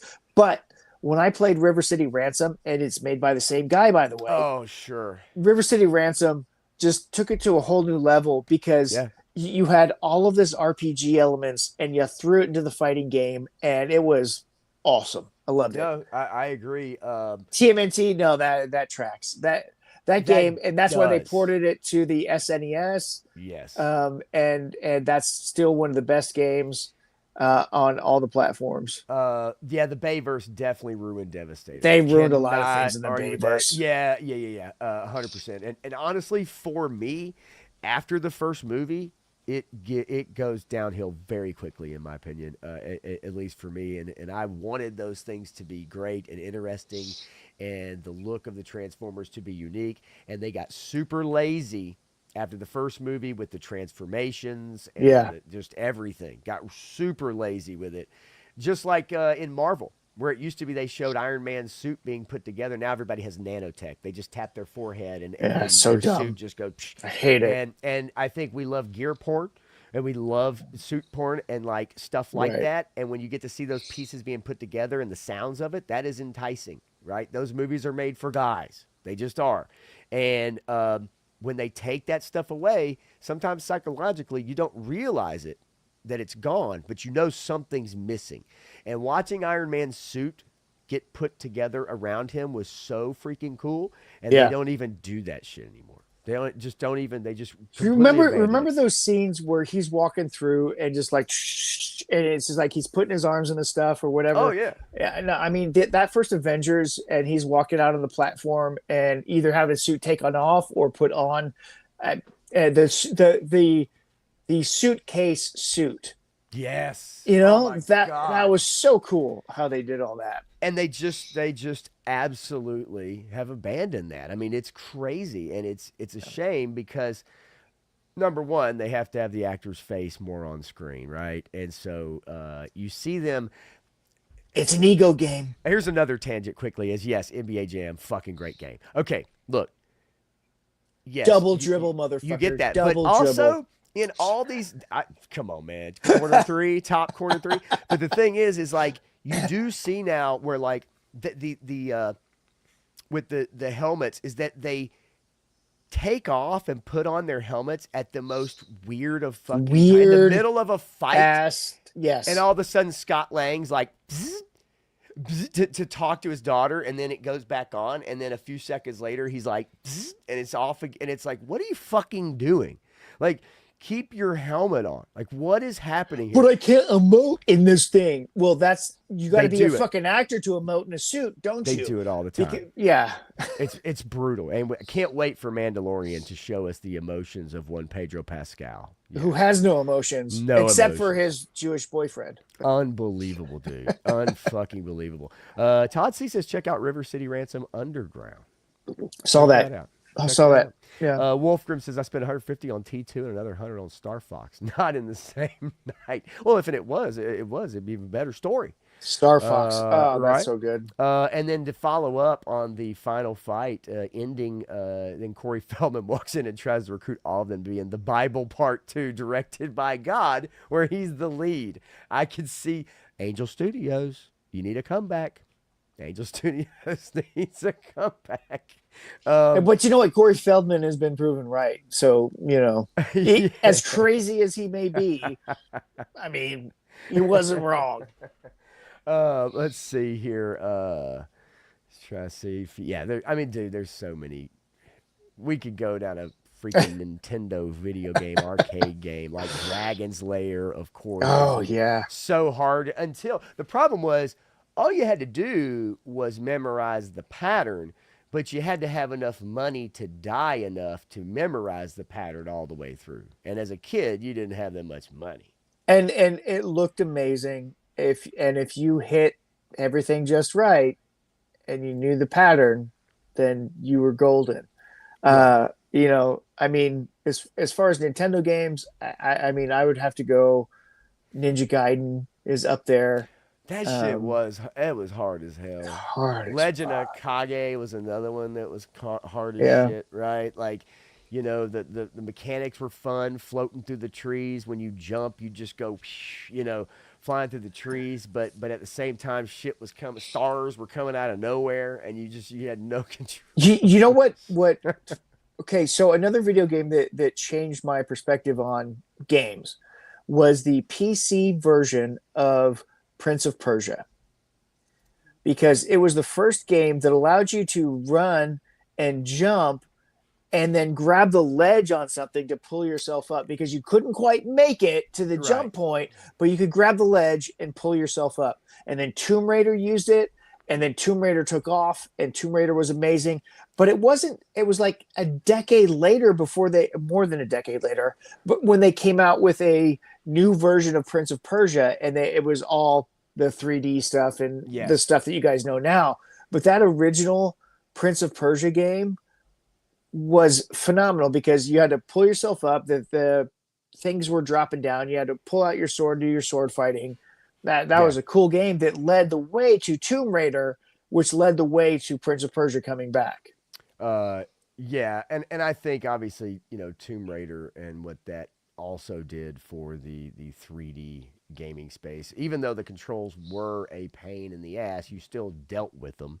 You Yeah. still learned them. And I actually have bought the anniversary edition and another one, and I've tried to play those games with those old controls, and it is so fucking frustrating that I'm like, no, I can't do it. And I really did. I gave it the college try, and it was just a pain in the ass, Tomb dude. Raider 1 through 3 is peak, man. Yeah, It's and peak. those are the three that they've redone, and you can swap the graphics at any time. You can go between the Uh, updated or the old school. It's pretty neat. It is. It's fun. It's I a mean, the walk down memory Madonna lane. cones on Tomb Raider Oh, you 1 were a kidding me? little crazy, but Truth or whatever. dare, baby. Truth Yeah, or they were dare. truth or dare Madonna Oh yeah, they cones. were. Garaf says we never speak of Bayverse Transformers or Turtles, with the exception of Megan Fox. And I will tell you, I am all about number one, Megan Fox in the Transformers, and Megan Fox when she changes into the Catholic schoolgirl outfit in the Turtles movie. I am a fan of both of those scenes, my friend. Guilty Chase, pleasure, guilty oh pleasure. come on, Chase. Bayverse TMNT 2, because they had Rocksteady and Bebop, and they brought everybody together, and Okay, I didn't like the movie that well, but I can see where it's a guilty pleasure in it's those it's a respects. guilty pleasure. I don't Yeah, I don't mind watching I get it. the Bay Turtles 2. The Bay Turtles 1 I can't watch again. Uh, yeah, I was not a big fan of that. Chase HQ, yeah, I remember Chase HQ for sure. That was good stuff, and I have the Teenage Mutant Ninja Turtle on NES sitting right over here in a pile, That Todd. game that game was one of the hardest games Yeah, ever. that shit'll piss you Also, off. if you don't use the right turtle in the right venue, if you don't know the secrets on how to get around and Yes, skip stuff, man, that it game is it, frustrating. it is difficult. Yes, Clint, ninjas are real. No, Damn they're it. not. Okay. Whatever you say. Let's see. Atari Pitfall was a lot of fun back in the day. Space Ace, another version of the Dragon's Lair. Carlos is here. Says Dragon's Lair literally took my lunch money.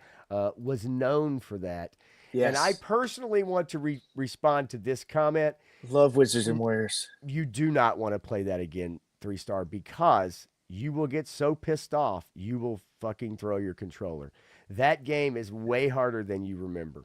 It It is a bitch.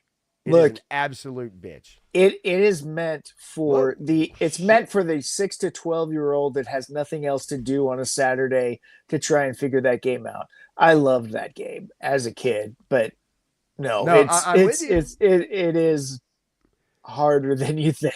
I'm with you, but it is hard. Remember when we thought how cool it would be? Ricky Remember Schroeder's the house. Silver Spoon's house? Hell yes. Hello. Ride the Why? train around? And what is that company that's gone now that made all of the mini arcade things that you could buy at Walmart? Um, Oh, the what three up. arcade one up? Yeah, Arcade One One up? Up. Yeah, yeah, yeah. And they had all of the old arcade games that you could buy at Walmart and set them up in their little mini things or whatever. Man, I so wanted to get the Turtles one from that. Um, yeah, you can find them. They he did a shitty job though on They those didn't do a original great ones job. Yeah. initially, but once they started pumping them out, the one up arcades are such a terrible idea for collectors because like who in the fuck can buy 10 of those? You know, instead of putting one out that had like 10 games where you could download it, it'd be like had maybe 1 or 2 games on it. And they started doing that later. But it's like, who could put 10 of those in their house? You know, like 20 of them in their house. Well, it's It's about the just, cabinet and all that stuff too. I mean, think about the minis, right? Because you can load every yeah, NES yeah, game yeah. on the NES mini that ever existed on Yeah, that mini device. you gotta be careful with those fake Nintendos, fake mini Nintendos though, because some of them they're like, oh, it's got 600 games, and then No, you no, find no, out no, that no, no, no. they're fake as fuck, Oh, like look, super fake. you get the real one, but you can download all the ROMs that you want on there, and it will read them. Yeah, And so you just have to make sure that you're getting good ROMs from the original arcade no, I games get it, I or from get the it. original NES games. But for people that like, you know, somebody finds it at Dollar General and they're like, oh, there's over 600, you know, and it's made by Yeah, some yeah. random Well, company. that's Those not are the same. not real. Yeah, Yeah, a lot of DC animation come out. Look, I am a big fan of the DC animated products. Okay, most of them. most of them. They have missed the mark on a few, but for the most part, If Andre Romano is involved and Kevin Conroy, you're good. But Kevin Conroy's gone, so I don't. unfortunately, yes. The ones after that haven't been as good. Yeah, the plastic bubble hockey ring game for sure. Definitely remember that bad boy. And then let's see. Oh, and Cypher 63 says I got the arcade cab from Sam's Club. Every game ever. Yeah, I love the ones where you can download, you know, and you can, like you said, you get the ROMs and everything. Yeah. Mother Slug, I almost started singing that song actually. I literally was going to sing the theme song to Silver Spoons. Me and my best friend used to sing it at the lunch table. That and Different Strokes, we would sing them Different strokes over to move the and world. over and over at the lunch table in like 5th grade. 3 Star, take it easy, man. I know you got to get up super, super, super early. Yeah, me Uh, too. let's see here. Yeah, you do, man. And he beat Wizards and Warriors. Shit, okay, better than me then, man. Marble Madness, pretty good shit. I can't argue with that. Marble Madness was also tough, man. Yeah, Marble Madness definitely. And then the GI Joe arcade game. Yeah, I remember that. Yeah, there. Yep. You can find it. You can get that ROM, man. I promise you can find it. You Yep. can look it up, and dig it up. And so yeah, man. Like, look, walk down memory lane on a walk down memory lane on video games. I am always good for. Did want to bring this up with you, man, because I'm curious what you think about this movie, and I'm curious to see what everybody thinks about the casting of this movie. Oh God. Because if you'll notice, Elliot Page, okay, for the Odyssey. We're talking about the Odyssey, real here at the round in third base. Now it's speculation. This is speculation on Elliot Page. Speculation on Elliot Page. Because you see, there's no character name. Right. Okay. Well, Nope. and IMDb is known to fudge things. So wherever you're getting it from, Google or wherever, they have not released who Right. Elliot is playing, but it is speculated that it is the ghost of Achilles. The ghost of Achilles. Okay. Now, look.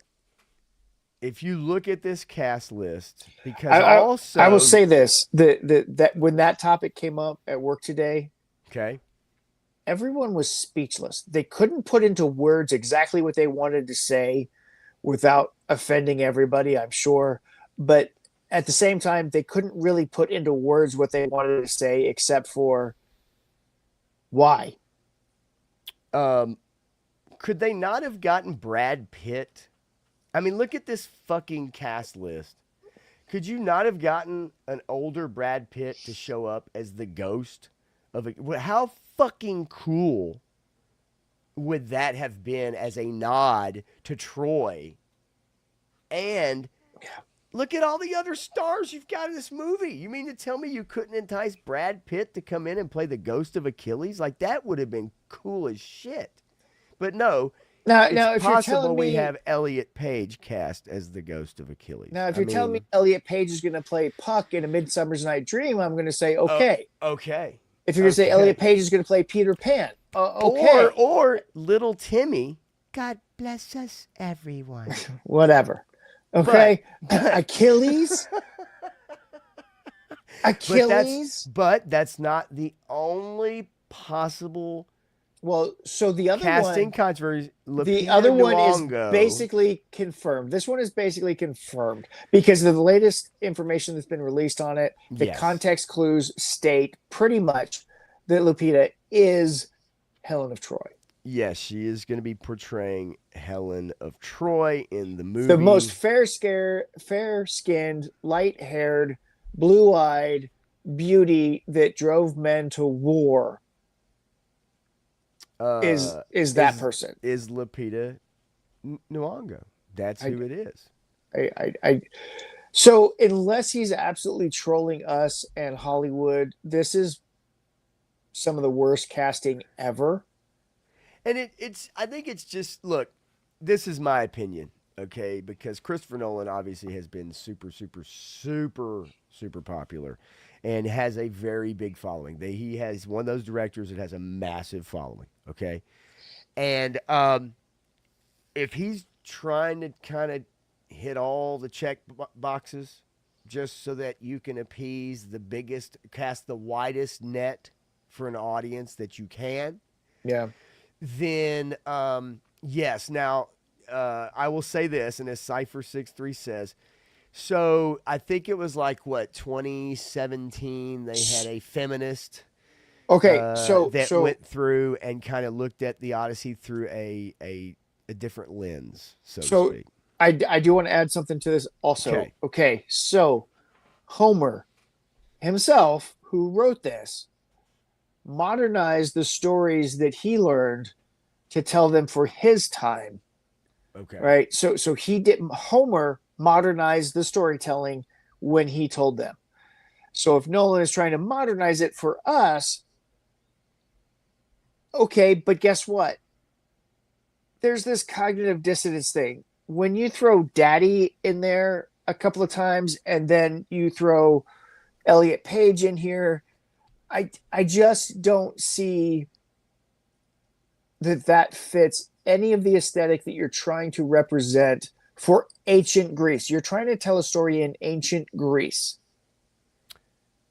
Yeah, the I think the dialogue is something that people are going to probably watch, and it's going to maybe pull you out of the engagement of it, right? Just being Now, invested. I could to see where that could happen for some scenes to or just some lines. to spin it, some people love it, some people hate it, whatever. But Leonardo DiCaprio's Romeo and Juliet was so over the top with all of its stuff.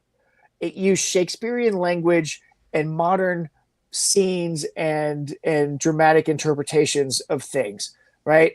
And Right. that actually resonated with a lot of people at the time, right? There was a connection there because it's Shakespearean language with this modern vernacular, and so it was a complete disconnect for a lot of people. But some people were like, "Oh, okay, now I can understand Shakespeare better because I see the context, and you're giving me context clues that make sense, and so you're modernizing it." And that went so over the top that it matched. This is going to be such a mishmash. I don't think that it's going to work the way that Nolan wants it to. Yeah, I'm not sure that the way it's gonna come off now. I want to hit up a few of these comments because I Yeah, think yeah. that there are several, such as it's weird to have a movie based on the Odyssey and not have one single man in the cast. If you go through and look at the cast list, I have to admit it is interesting. I know, obviously, in jest, but like it is interesting when you start going through it and looking at who is all in this film, and you start kind of wondering. You know, it's like I'd say maybe Robert Pattinson is Matt Damon.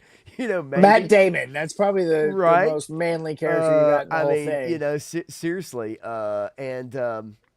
And then who was in the Cool Warrior helmet? In obviously not pictured here. I'm not sure if it's in the promo pictures because there's a main scene, especially the one that's kind of, I think, the thumbnail, for instance, for this stream. It's hard to tell, and there's ones that are like shot from behind that you can't tell just the back of the helmet, right? Yeah. And yeah, Mother Slug, yes, there is a lot of folks from the alphabet community that our cast in here. To me, like, so here's the deal. I never, ever, ever gave a shit about that all through like growing up, watching movies into my 20s, Yeah. into my 30s, into then going into my 40s. I never really cared about that because I thought it's just an actor, right? It's just actors acting, whatever they do, whoever they are, until it became something that they wanted me to know Yeah. above anything else, right? Yeah. Above the character, above the movie, above the plot line. That was the one thing that the narrative started to change, and they wanted you to know that thing about them personally over them being an actor. Yep. And so this focus on that in the last 15 years or so has become obviously super overbearing. Yep. But also, do you guys remember, and I'll ask you this, Matthew, too. Do you remember a few years ago when all of a sudden there was this big thing about, well, we can't have any non straight actors playing non straight characters? Do you remember that? Like, that was So such a big stop deal. acting. Stop acting. Right, right. It was like, You must identify as your character to right. play your character. It was so weird. And then you So to had, do a well, World War II movie and you have an evil German from 1940s, you have to actually be an evil German from right, 1940s. right. It was like you use the reverse logic on it because then you also had like voice actors. Well, if this character's black, even though you've been voice acting for 50 years, you can no longer play characters that aren't white or characters So that aren't. so And it's just Keith so David should strange to never me. have played Goliath because he wasn't an actual gargoyle. It was so odd that became the focus instead of the art, instead of the Yeah. characters. The focus was, you need to know this about the person that's playing the part, and Right. that supersedes anything about the movie. And it in some ways, look, that hasn't been promoted for this. Okay, that has not been promoted for this, but what I will say is that it is very curious casting choices and obviously a modernized take Yeah. on this adaptation, right? It has to be because there's The no other reason why the for these more characters. information that comes out about this movie, the less box office it's getting because people are running away from this. The more they talk about it, the more we see of it. They're like, "What the heck?" I mean, if you look at that trailer that they've released recently, Yes. now it is approaching ratio. It hasn't ratioed yet, but it's approaching it because people are like, "What the heck is this nonsense?" Um, no, I think as more and more people start looking into it, I think you will have more and more people who I'm not saying they're not going to watch it. What I'm just curious as the reaction when they do watch it and how that's going to affect them and their description to other people after they've seen it. That's what I'm really curious because I Yeah. think the movie's still going to it's going to bring in a lot of ticket sales. I firmly believe Well, that. okay, so this is the first one that I have doubts about Really? because I do because this backlash is so much that yes, the Nolan Bros are going to come out and see it, and the Nolan Yes. Bros are vast, and they're going to try and push people and try to get people in there to see it. So I'm not saying it's going to do poorly, but I don't think it's going to do as well as they want it to because of all of these other things surrounding it now. It's yeah. I mean, it is possible. Yeah, Ryan Hurst is a good actor. I Yeah. do love Carlos though. Last Buggerbond, I knew thee well. There is some dialogue that is going to pull some people out of this for 100%. I Yeah. mean, it is going to, no doubt about it. And yeah, I can't argue the Robert Downey Tropic Thunder. He should have won everything for this. Right. Right, the guy with the huge black helmet. Now they do have Travis Scott is also cast in this movie. I find that very curious. Um, yeah, John Leguizamo. I don't know, man. I don't know what Is to he going to feel go about some off of on this. Latinx Ah, pronouns? Jesus, who knows? I mean, you know. But now, as far as what Stanley's saying, as far as the helmet with the gold spinal cord vertebrae, who is in that helmet. I was trying to look it up from just some of the images and stuff, and I'm not sure. Is that supposed to Honestly. be Agamemnon? And Stanley, you could definitely find that out. I mean, if you really Yeah, just want to Google it up, like you could totally Google it, right? yeah, Robin Williams couldn't do Miss Doubtfire or the Birdcage today. Well, that's what I mean, right? Like yeah. it's interesting that, but so here's the other part. Weird Well, part about it. I would say what Sean Penn couldn't do some of the roles he's played, but if you look at his current partner, I don't know, maybe. Yes, yes. But like, I do feel like Carlos that some of that has been relaxed as far as, even though I just got done talking about it, I do think that you've seen a little bit of a come around on that where you're starting to see actors take on roles and just do the role, and it's kind of flying under that radar. And the reason is because the media hasn't been focusing on it like they hyper focused on it a few years ago. Right. And if the media doesn't focus on it, people won't focus on it, and it won't Yep. become part of their discussion. It just won't. That's how this goes. Yeah. Another 300 movie. I mean, look, I think that was it's just one of those one-off kind of Snyder just kind of hit a home run with that. And the filming was a major part of it, right? The filming was a major part, that original one, and how it looked, right? Very unique. And I just don't know if something tries to do that again, it's automatically going to harken back to that. People go, oh, that's another 300. That looks just like 300. Yeah. But Hey, yeah, I love 300, but I do too. I do too. I fully enjoy not it. the sequel. Again, this cast list, I think there's some people in here who are going to do a fantastic job. You know what? I don't doubt that every one of them is going to bring their A game and that Nolan is going to have Yeah. something well done with it. But are you going to buy it? Are you going to believe what's happening there? And honestly, it really depends on how they roll it out. Now, if Elliot is playing the lover of Achilles, that's a different story. Yeah, right? but people are, man, if that scene and like, people are going to see that shit and they're going to be like, fuck, are you serious? Like, are you really serious? And it's what the media won't tell you about. It's potential. They're saying anywhere between 750, 900 million. That's a pretty wide Yeah. range there. Well, you did see after the trailer release that it dropped from Yes. way up high in the Oscar potentials to right on par with 3 other movies. So Yes, absolutely. And the reason why I guess I wanted to talk about how the reception is because I didn't know if you guys remember. Let's see if I can pull this up real quick here. I know that I saved it, so my apologies for taking just a second. But I want to talk about reaction to things, and and how audiences react, like in time, in the moment, and so I have a post on X, and it was talking about how people reacted to this scene in Rise of Skywalker, okay, in 2019. And you guys all remember this scene. I'll turn it down a little bit. Do you guys remember this scene? This is where Kylo Ren and Rey, the lightsaber, and so this has no audience sound. Okay, it has no audience sound, but it's like the post is, say what you will about Rise of Skywalker, but opening night reactions for this moment were absolutely insane.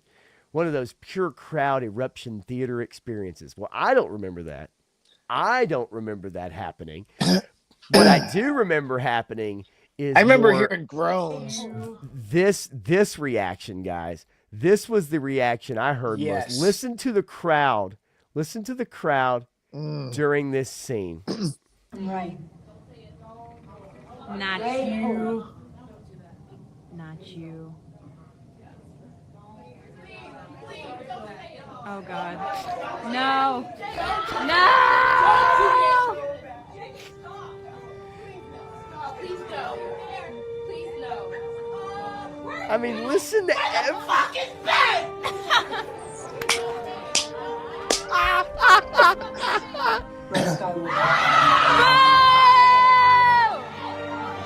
That, friends, is the reaction that I remember.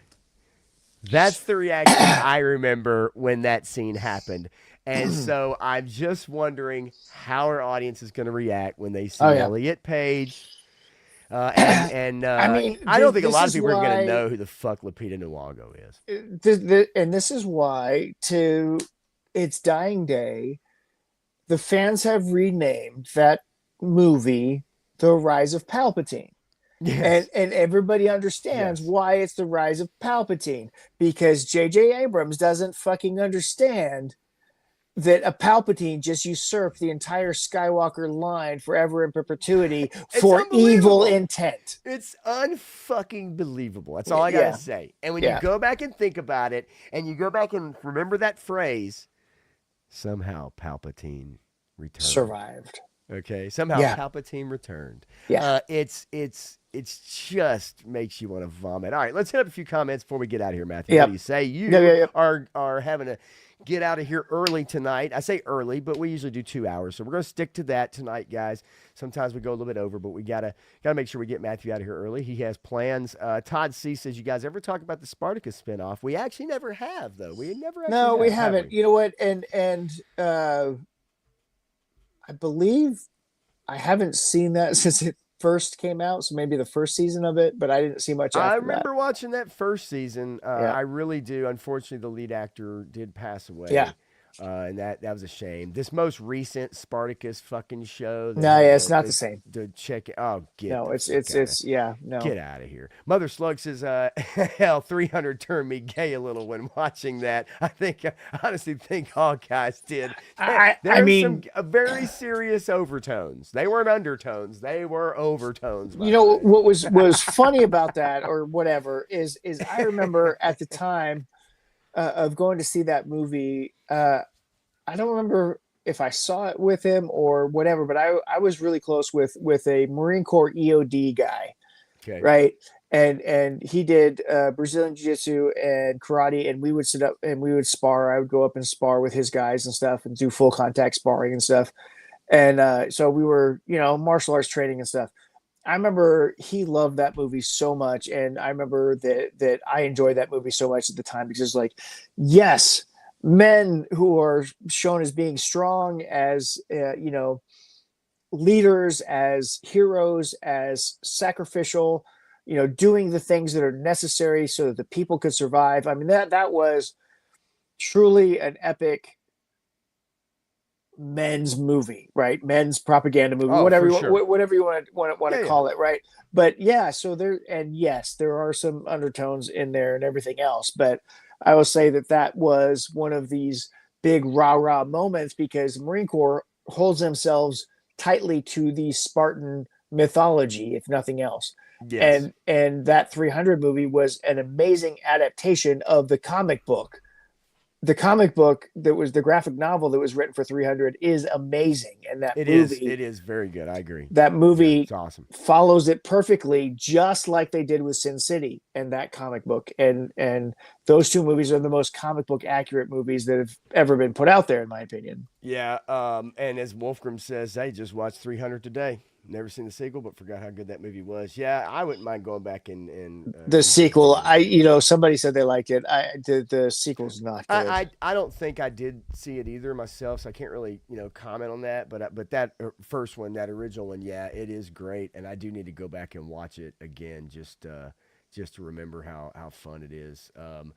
Yeah, the Odyssey previews, they do make it look bland. I will tell you, Cypher63, we will be talking about House of the Dragon Season 3, and man, I'm getting real worried. Man. You know what? We'll see what happens. Yeah, I'm praying for integrity with Knights of the Seven Kingdom, and that they can make 3 seasons following the 3 books and just end it there. But I don't know that they're going to be able to pull that off. Yeah. And Wolfgren also says he's kicked out of the theater for throwing his soda at the screen during that scene with with Ray Palpatine. That's interesting. Todd C was teary-eyed. I don't know if it was about that. I could be wrong. If he was, it definitely was not for the all the right reasons. Anyway, it's probably because he realized that Star Wars just got flushed down the shitter at that point in 2019. Yeah, it should have the 300 cast Snyderverse Amazonians in the same movie. Interesting. But yeah, slow motion scenes, right? I mean, that is the jam. This Stanley, is Sparta. I mean, the most memed thing ever from that movie. I doubt I will be streaming tomorrow, Stanley. If I do, it's probably not gonna be. I'll probably be either playing drums and do a live just drumming stream, or I may play a video game. I bought the Mouse PI for Hire. Nice. Video game, and Nice. I've been wanting to play it, and I haven't even started it yet, but I've been wanting to play it. It's action shooter with the rubber hose animation. It looks like it's a lot of fun. It might be fun to watch on a stream and watch to see how bad I am at first person shooters like that. So I may do that, but we'll see. I haven't decided yet. Be on the lookout for that, guys. If you want me to stream tomorrow, let me know. And I'll see if I can whip something up. But I probably won't be, since me and 3 Star are not streaming tomorrow night for our normal Sevens Wild. I do have the night off, and so I'm not sure yet. But it depends. But yeah, if I'll let you guys know. Be on the lookout. I'll put it on Instagram. I'll put it on YouTube. If I'm going to do a stream, I'll let you guys know for sure, man. So yeah, I think that's about it, man. Lester the Unlikely, I don't know that I could get through a playthrough of that game, Clint. That game would probably really piss me off. But I do have some of those old school Star Wars games too. I got a lot of great Steam stuff on Steam. I mean, I've got some great games and Tomb Raider and stuff like that. The old school stuff that might be kind of fun to watch on a stream if you guys are interested in watching gaming streams. I mean, I would be talking, at least a bit in it, but not like this, not like this. But I don't know, man. We'll see. We'll see what tomorrow brings. Obviously, Matthew, you're going to be MIA a little bit, although I know you probably have some photos in the bag to release for this week or Friday in particular. And I've got the rest of the week all played out. Awesome. I'll figure out what I'm doing on Monday. I already have a shot for it. I'm sure that I've got a backlog of shots that I took over the last 2 weeks to fill in the gap while I'm on vacation. Well, you guys make sure you visit Matthew's Instagram, Mamu's Action Figure blog over there, because he does have some badass action figure photography. And so yeah, man. Other than that, guys, man, I really appreciate it. Make sure you lick that like button. Tell a buddy. Bring a friend next time. The chat engagement is definitely what keeps us shaking and moving. That's for sure. And I'm glad you guys were pounding away on the keyboard tonight. It makes it a lot more fun. But I will definitely be back on Sunday night to do a stream Sunday night for Unfiltered and see what topics I can come up with again. And, yeah, we'll just go from there. Otherwise, we'll be back next Tuesday night, as always, 10 Eastern, 9 Central, man, for another Evening Blend. War Chest. Try showing up 2 hours ago. You son of a bitch. But I do appreciate it. We appreciate it, man. So y'all have a great weekend, and I'll see you Sunday night, and we'll see you next Tuesday night, man. Y'all have a great one. Appreciate it. Peace.